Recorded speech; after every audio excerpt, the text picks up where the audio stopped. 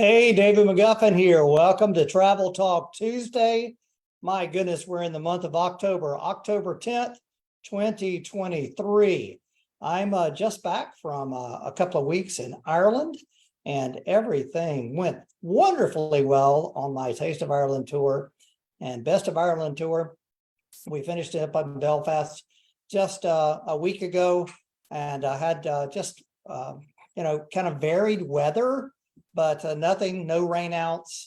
The worst day we had was unfortunately on Slayhead Drive down in Dingle, where it was fogged in sort of, but other than that, it was a lot of blue skies and a lot of places we went around. We had 14 people on the tour and just had a fantastic time.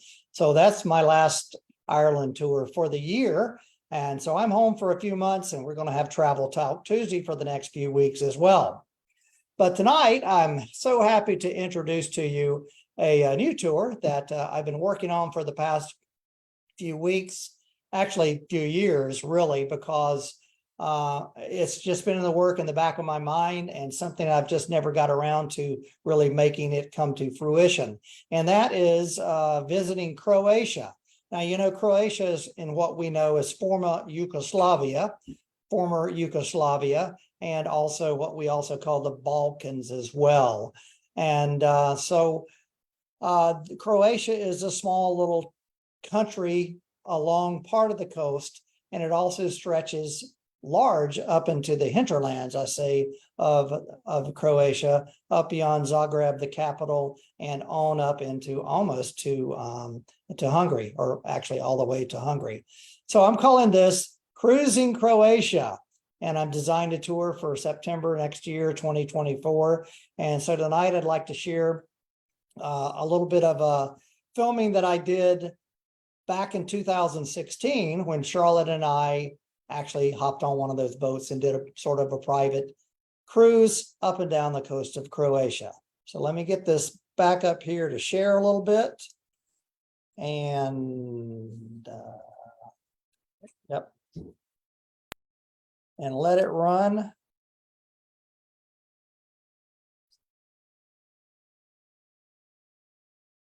Resume share. Okay. So this is an example of the boat. This boat right here was the one we were on in 2016. It's called the Fantasia. And it's in the deluxe category of cruise ships along the coast of Croatia. Now, right here you can see this is the entire Balkan Peninsula. This is Greece down here in this side. Italy, of course, you can recognize. And Croatia is this country right here with all these little islands off the coast of it, stretching down. And this is Bosnia here and Montenegro here.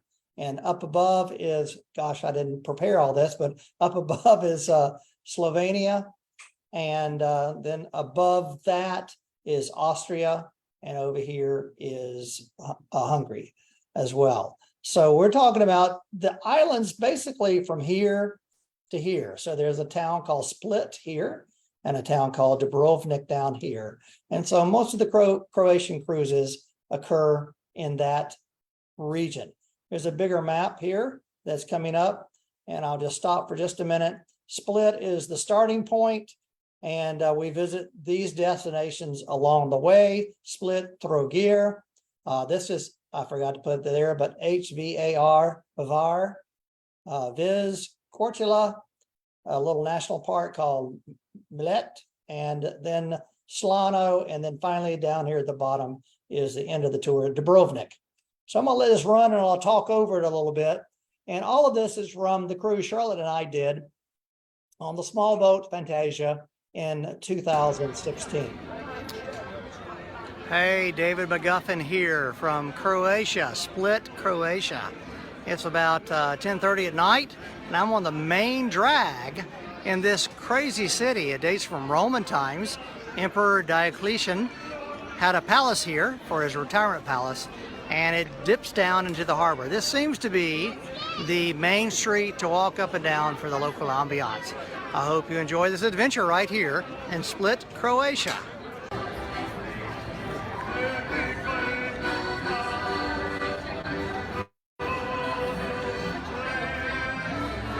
So we arrived in Split. Charlotte and I rented a car and we drove down in sort of like a small little car, almost like a Yugo, all the way down to Split from Zagreb.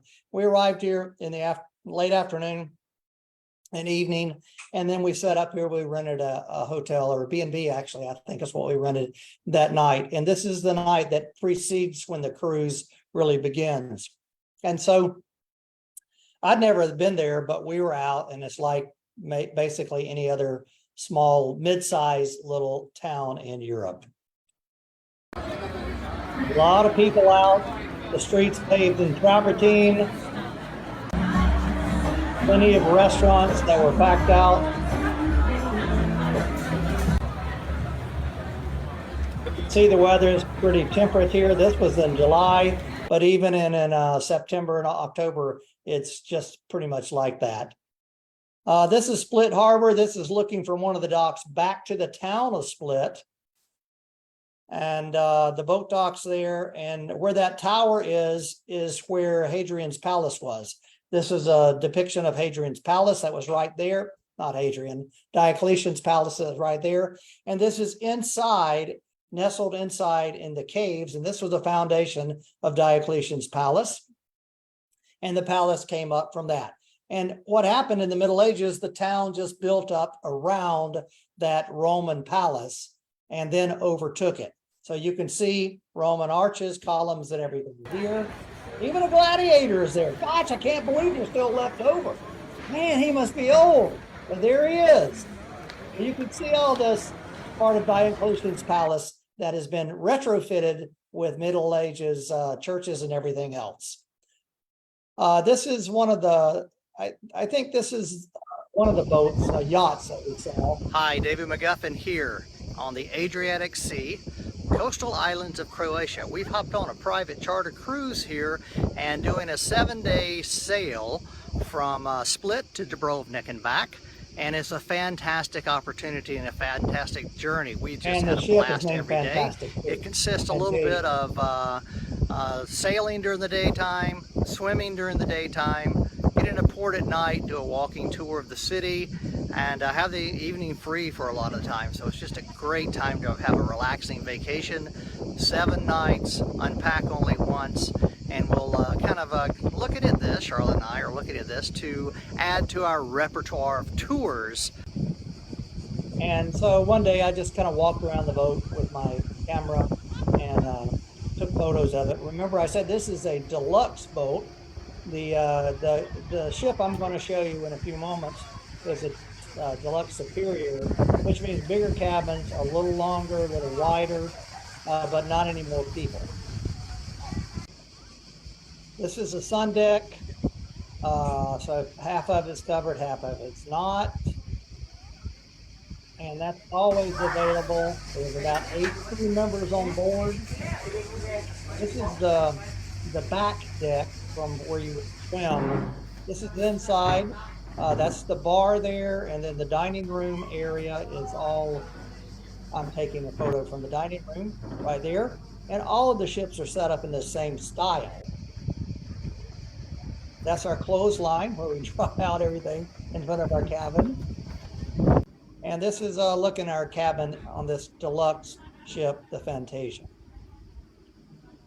So basically plenty of room. If you've been on a cruise anywhere in the world, it's very similar in cabin size, bathroom size, and everything else. Some of the meal we had the first day and several other days, it was really good food. We had a chef on board along with one other crew member who helped cook, and then one server and a bartender. And so these were some of the foods that we had. And I don't know. Now this is called the Moria, and this is the ship that we chartered for next September 28th for 7 days. It's a deluxe security ship.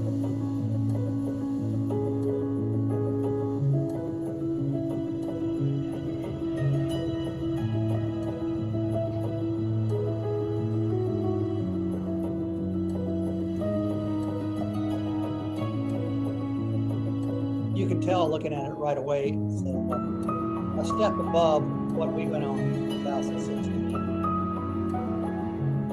18 cabins, that's about 36 people max. We're trying to get all of, or at least part of the ship, even if we only have 20 people.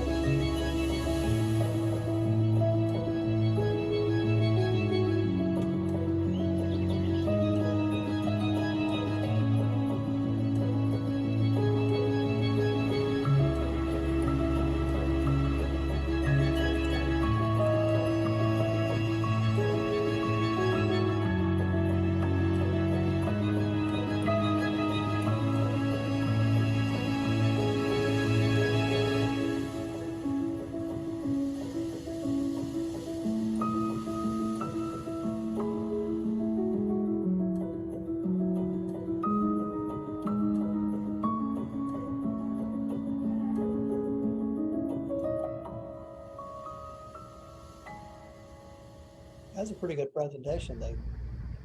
This is the island of Bol, and it's touted as the most picturesque beach. If you look at it from the air, it's a big strip of sand that comes right out of the Adriatic Sea. A lot of water sports going on there. A lot of people on the beach, and you can hear a lot of wind and see a lot of wind. But the water is just wonderful. Crystal clear, warm.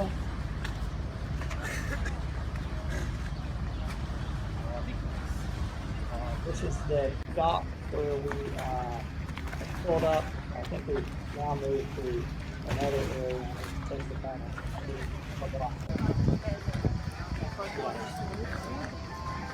and you can see the Venetian fortress on top. Venice had a real claim to fame here all along this Adriatic coastline.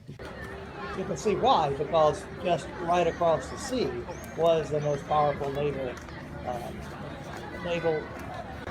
power of any civilization in the Middle Ages, not just Venice. So all of it looks like Venetian. You see the city walls, buildings built into city walls, the churches, everything. You'll even see the winged lion of Venice as well as the symbol all over the place. Hey, David McGuffin here. Late night, about 10 o'clock in Hvar, one of the largest islands here in Croatia.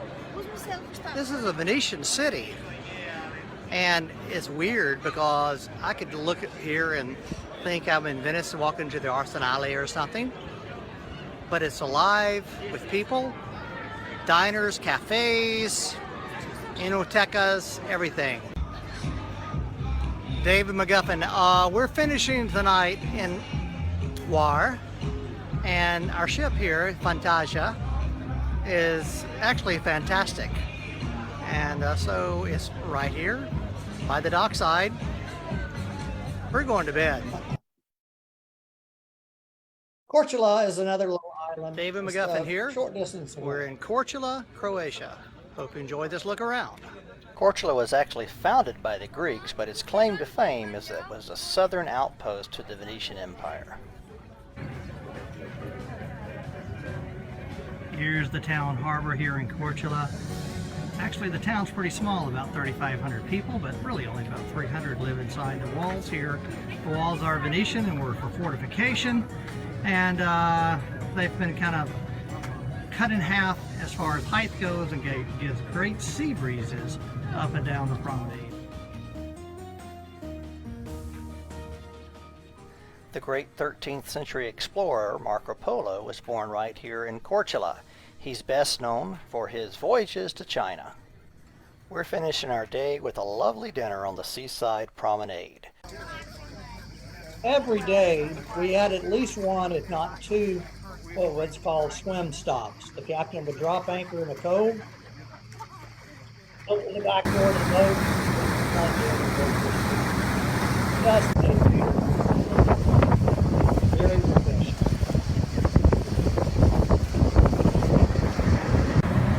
And this is on the little island called MLJD.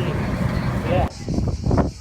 And inland there are two lakes, and in the middle of one of the lakes is an ancient monastery. And so this is the whole idea of going. Hi, David McGuffin here. I hope you enjoy this look around Dubrovnik, Croatia. This is a unique look at the city of Dubrovnik. We have the old town walls here and the scattered new town all up and down the hillside.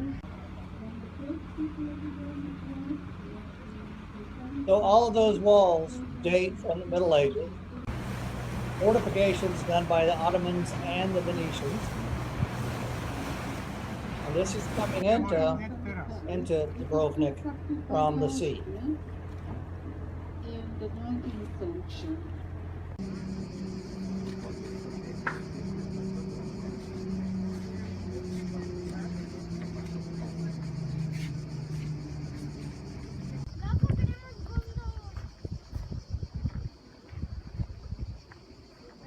You can see the fortified city, and the view from this mountain is amazing, and it's something not to be missed. Later on, we just walked into the city. You see the walls.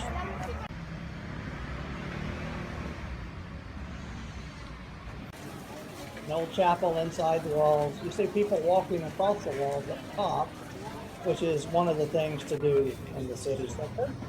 A lot of steps, kind of like being in the maybe the Cinque Terre, because you go up and down because you're right on the seaside.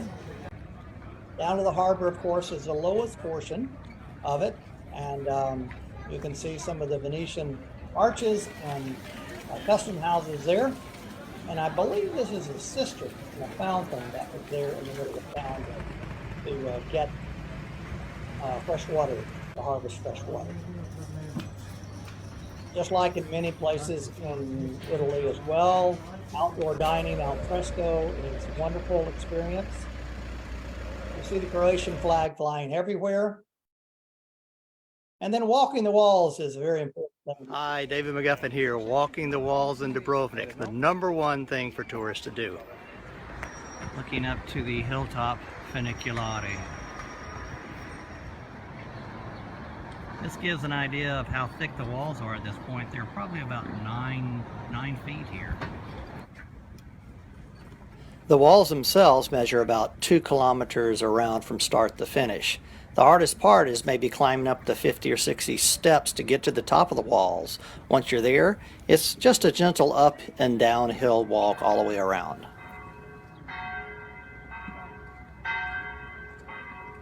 On your walk around the walls, you'll see all kind of sights, from the harbor, people swimming in the ocean, people's backyards with laundry hanging out there, a haven for stray and feral cats, and magnificent views across the Adriatic and the hillsides back to the east.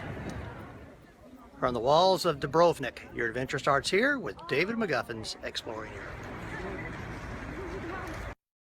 This is our final captain's dinner. All of the ships bring in musicians.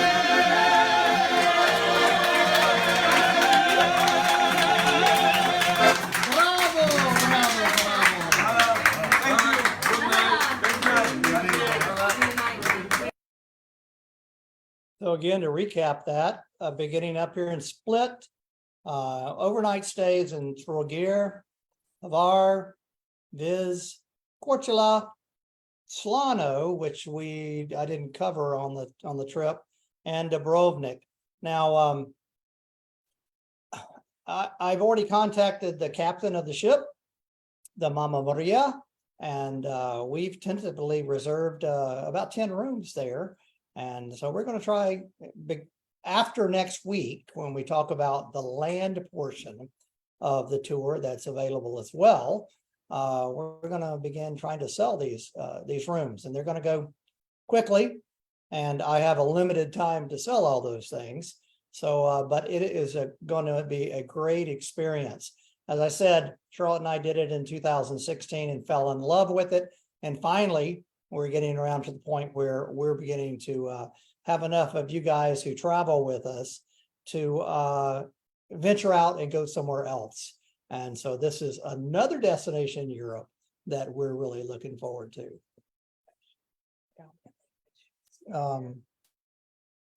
So Carol, thank you for watching tonight. And the language that's spoken there is Croatian. And I don't know a single word of that, but everyone speaks English as well. So unlike Italy, where Italian is wide spoken, here everybody that we encounter speaks English. So not a bad thing at all. You know, I don't have exact prices up yet or anything, but I will after next week when I talk about the land portion of the tour. But just like with all of my tours, I'm trying to make everything pretty much all inclusive, meaning that you don't have to pay for anything once you get there and get on the boat. So there's an English speaking tour manager from the boat that works with the captain that's there. Charlotte and I have already etched out that time in our calendar, so we will be aboard as well. I already mentioned there's 8 crew members, there's 7 nights. There's 2 cabin categories. A cabin on the deck is a bit more expensive than a cabin below the deck. They have complimentary fruit, coffee, tea, and water available every day. Breakfast is served every day. There's 6 lunches, which is where we eat our common meals together, 3-course lunches that are served on the boat. There's 1 dinner with the captain on our next to the last night, I think. And the other times are when we are in port, they're meant to give you some free time after a city walking tour with a local guide. Then you have the evening and the afternoon and evening off on your own to experience the town. So the boat docks right there in the town center, and you step off the boat. We do a walking tour, you get acclimated to the small little town, and then you have the rest of the time off to go explore on your own, to have dinner on your own, or with your fellow tour members and everything else. I already mentioned there's entrances that are included to several things, to several tours and attractions like national parks and a blue cave. If we're walking around the city and do tours, we have the wireless headsets that you can listen to and hear the tour guide. Towels are provided, linens are changed at least once during the tour. Beach towels are provided, your cabin's cleaned every day. There's Wi-Fi on board the boat. I'm reading my list of things. There's a jacuzzi on the sun deck up top as well. And I guess that guy can bring you Prosecco loaded with fruit as well if you want it for a price, I'm sure. They accept credit card payments on the boat for your drinks and everything else. And of course, we're throwing in all the tips and gratuity to the crew and drivers and everything else. So that means that you don't have to worry about leaving cash on the bed when you leave, like you do in a lot of cruises. And of course, my normal destination guides we give out. And then if you travel with us before, there's still that $50 per tour alumni discount that you can apply to the final price as well. So a lot of things are included. So we're trying to make it everything so you don't have to pay for anything once you get on the tour. What's the currency? The currency there is the euro. And so that's exactly the same as over just across the Adriatic in Europe as well. They do have, a lot of the Balkan countries have their own currency as well, but they're members of the EU and we don't have to worry about that quite so much as well. Gosh, another thing is that everybody takes contactless payments nowadays. So it doesn't matter if you go in and buy just a Coca-Cola for €2.50, you can pay with your credit card or your watch or whatever, contactless, and not even have to worry about dealing with cash. Anyway, I've got this, I've got the tour itinerary and a little information on davidmcguffin.com/tours/Croatia-cruise. You see it right there on your screen. And so that's what we're going to do. Next week, I'm going to talk about getting to Split in 4 or 5 days, beginning in Budapest, Hungary. Budapest is my favorite view European city, not Paris, which is my favorite city. But, you know, the river Danube runs through that. And it is just a beautiful city. We begin in Budapest, do some of the off the beaten path places in the interior of Croatia, and then visit the capital of Zagreb and one of these lakes called the Pledice Lakes, and then end up in Split and start the tour. So I'll talk about that next week, and we'll tie both of these Travel Talk Tuesdays together. So thank you guys for watching tonight. I appreciate it. It's nice to be back in Middleburg, and I hope to catch you next week. If you got questions, comments, or anything, please let me know. So until next week, we'll see you later.